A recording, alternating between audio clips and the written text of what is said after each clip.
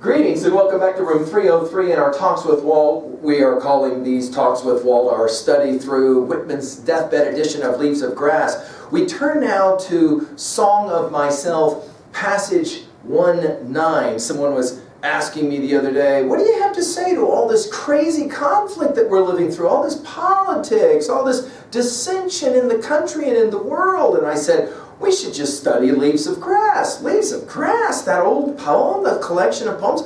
Why in heaven's name would that help us at all? I think Song of Myself, passage 19, is going to speak directly to some of the issues that so easily divide us. And remember that, of course, Walt Whitman lived through a time in American history when there was serious division, so serious that people picked up arms and fought each other in 4 years of a horrific civil war. And yet, in the deathbed edition, he will publish the lines of Song of Myself, passage 19. It's going to shock us in so many levels. Now, just to remind, we said that passages 17, 18, and 19 collectively are what I like to call, and many others have called, Walt's or Whitman's integral song or inclusive song or universalist song. He has a number of poems. Song of the Open Road comes to mind. We're going to reference it actually in this lecture.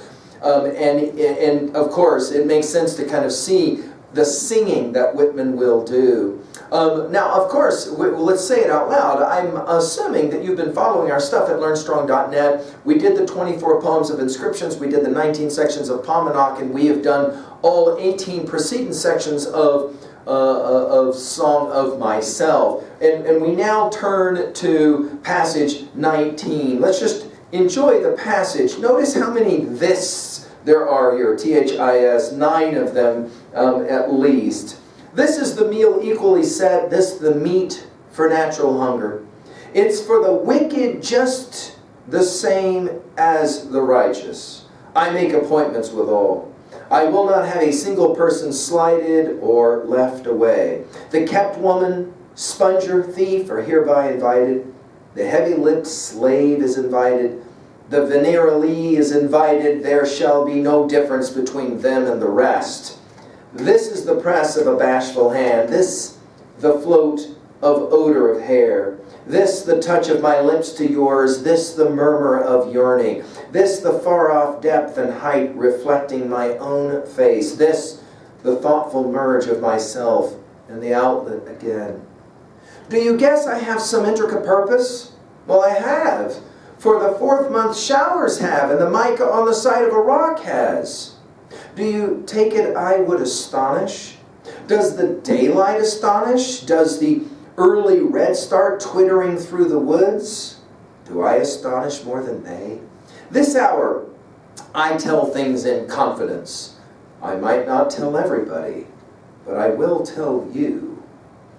Now, the great critiquer who has so influenced so much of what we have to say in room 303, the great Harold Bloom, points out again and again how Whitman always promises this disclosure of some secret or secrets that he never actually gets around to, or maybe better, he definitely gets around to, and that's what we call Leaves of Grass. Now, let's go back right to the opening lines. This is the meal.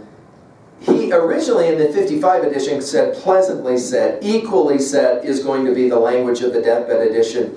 This, the meat for, and in the 55 it was meat and drink, for natural hunger. Now, hey guys, go back to, you remember that set of lines that we said was kind of a mantra for our study of the Odyssey at learnstrong.net. We worked through every book, of course, closely of the Odyssey. Hey, do you remember the set of lines? They reached out for the good things that lay at hand, and the emphasis on the meals that are constantly being enjoyed in the Odyssey. I think that Whitman is playing a very similar kind of game. He wants to spread the table, and he wants to say about the meal that he's going to invite us all to come to. It's a great meal of equality for everybody. Notice, he says it's for the wicked just as the righteous. He'll be thinking, of course, of his 1611 King James Version of the Bible of Matthew 5:45, right, that the rain falls on both the righteous and the unrighteous.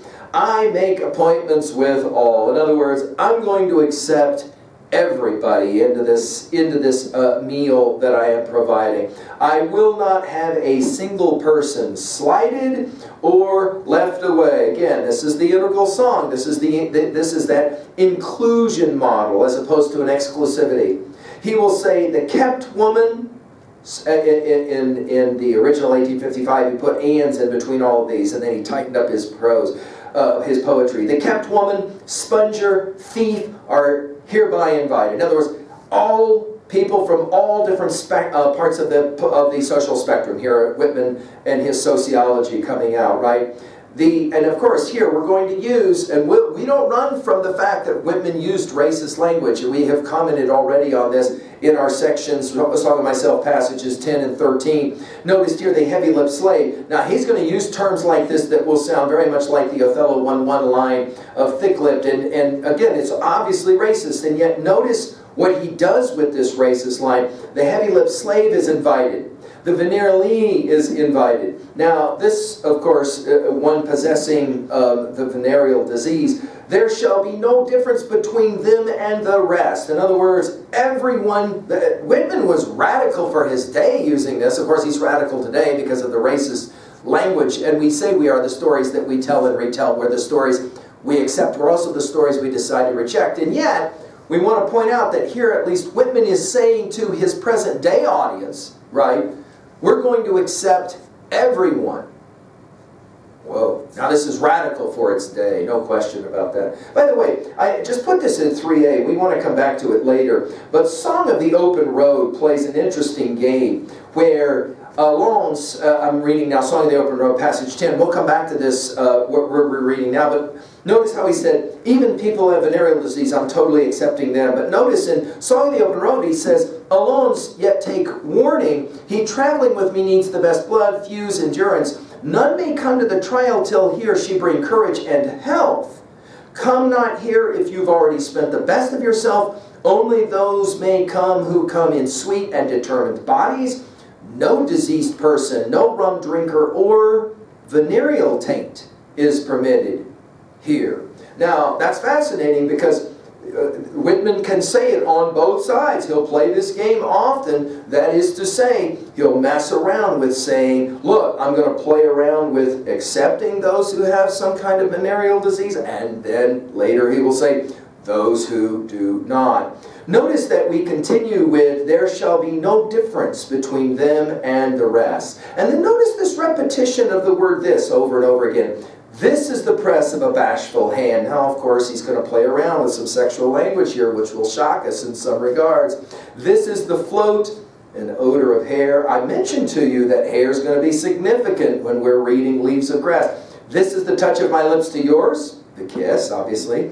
This, the murmur of yearning. We have, again, some really interesting sexual language. What are we talking about? Well, he's talking about you reading his poetry is a form of kissing, right? Which is, again, quite radical. This, the far-off depth and height reflecting my own face. Hey, do you remember what we said about the mirror and Aristotle looking into the mirror? This, the thoughtful merge of myself. Again, this idea of the merge with the urge and the procreant power and the outlet. Again, we have almost like wave language happening here.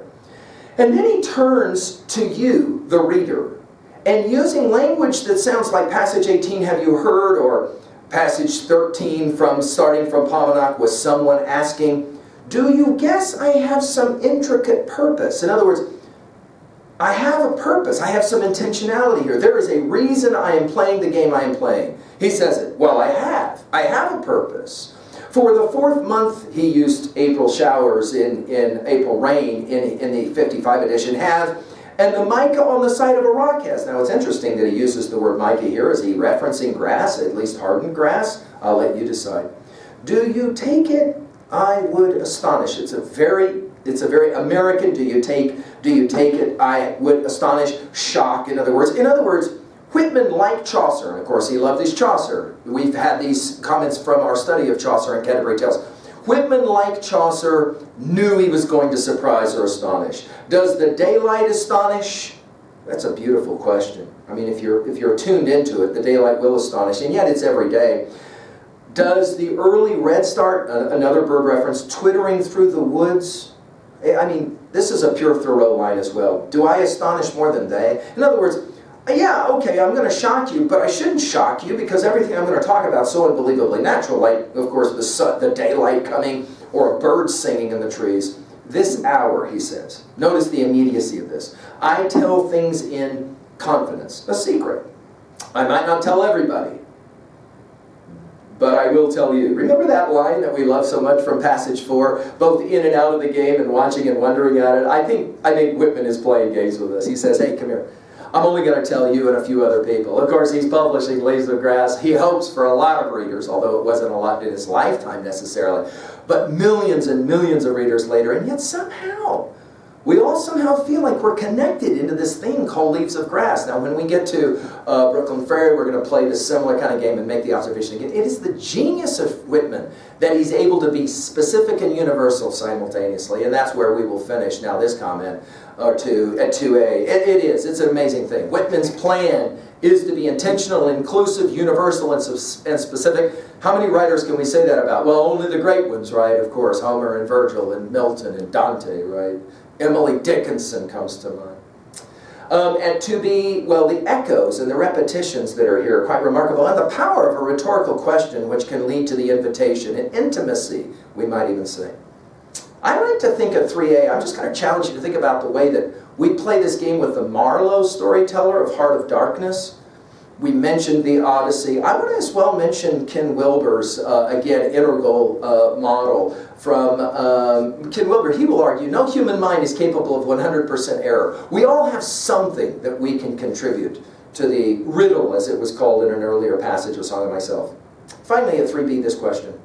Is it better, do you think, to try to include as many people as possible? Or are we kind of forced to have to be exclusivist in our thinking? What is your comment on that? And why is it so hard to be more inclusive in our thinking, right? So, for example, the political debates, well, if they're for a certain kind of political candidate or agenda, I don't want to have anything to do with them because obviously they're so unbelievably wrong. Why is it so hard to listen and have dialogue with people we don't agree with? And why is it so useful? And I hope that as we move on now to passage 20 and ask the question, who is this Walt Whitman anyway?